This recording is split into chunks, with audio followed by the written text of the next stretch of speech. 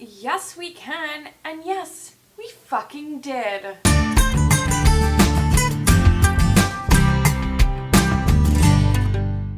Hey baby beeves and big beeves and all the beavers worldwide that are currently tuning in. Today's week is aptly about discrimination. And the first question is, what kind of discrimination have we faced?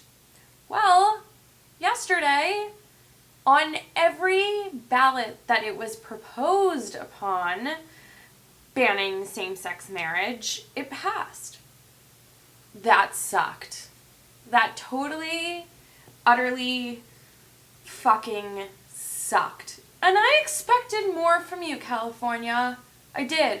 I thought, okay, I'm from Florida, and out of Miami, it's pretty hicky. So I wasn't expecting much from my home state. However, I was expecting a lot from California. And you let me down.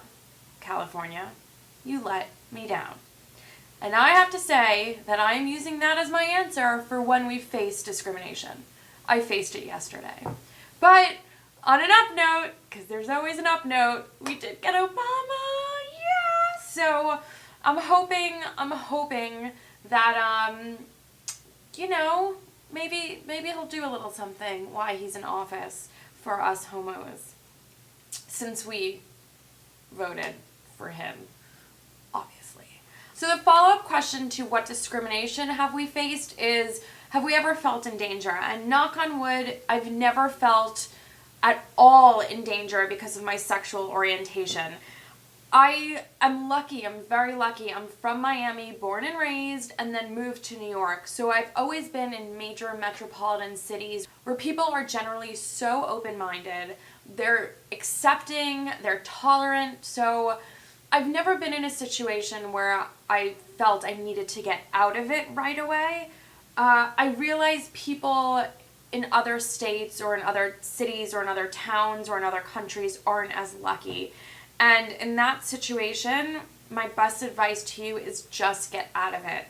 Just get out of it. It's not worth ever feeling in danger because of who or what you are. What moment can we remember where people were rude because of your orientation?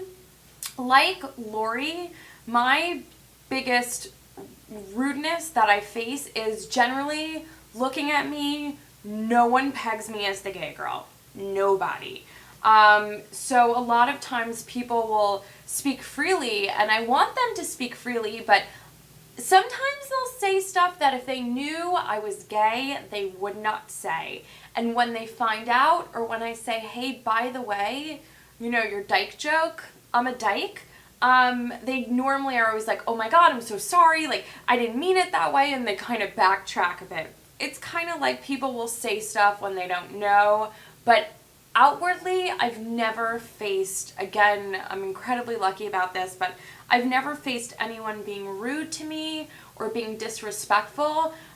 How do we avoid situations of discrimination, danger, and rudeness, and where do we feel safest to be out? Well, I just avoid those situations by not being in them, really. And I know not everyone's so lucky to live in metropolitan areas, so it's so much harder to avoid those situations. If you're living in a small town, or if you're living in a, country or a city or a state that just isn't as accepting, I know how hard it could be. Well, I don't know how hard it could be, but I could just imagine how hard it is to avoid those situations.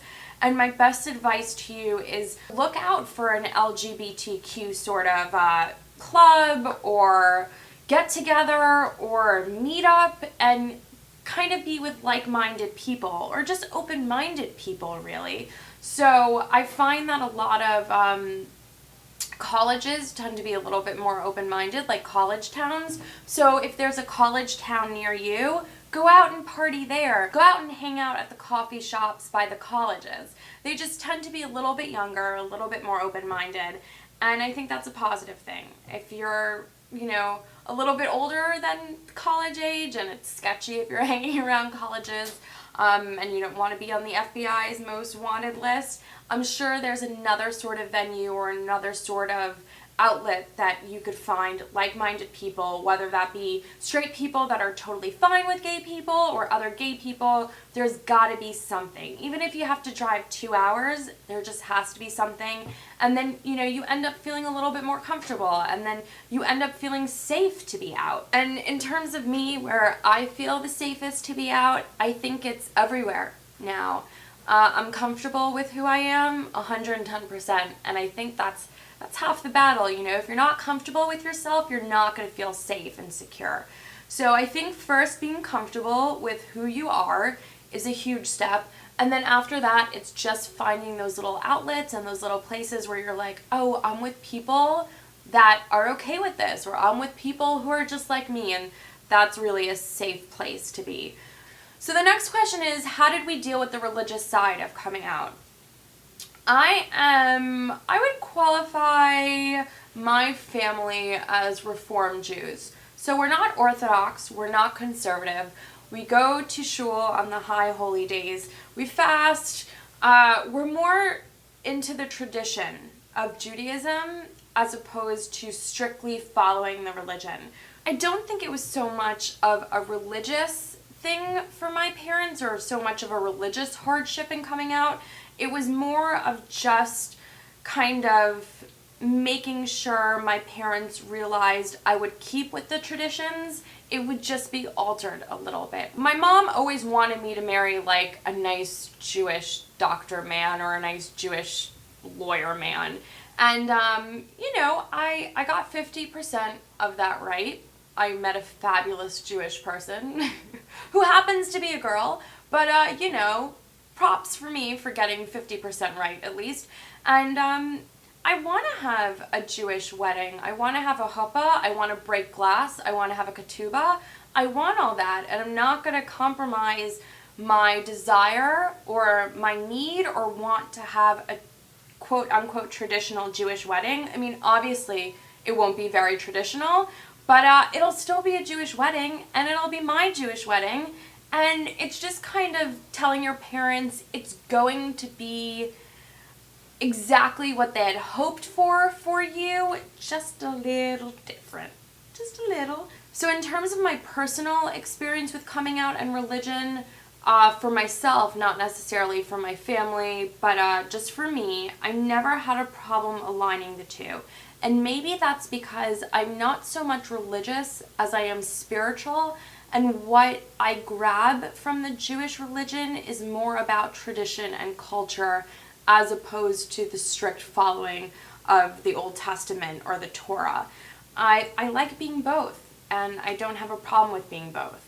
So I'll take Jew for 200, and I'll take gay for 200, and I'll make 400 and be just fine.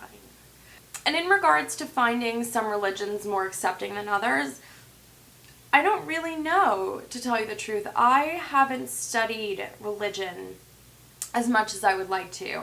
But I don't know if one's more accepting than the other. I think what's important is that you find one that you're accepting of. Not so much which one's accepting of you, but which one do you accept? Which one do you like? Which one do you feel most at home with? Which one do you feel you relate to? Which one do you feel comfortable with? And that's the one that's most accepting.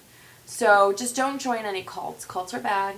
And I guess some people could argue that religion is a cult. So whatever, just don't drink Kool-Aid and don't follow comets and, don't do something crazy that would harm you and others. All right, so that's it for me this week. I talked your head off completely. I will see you next week. Enjoy your Obama euphoria. And,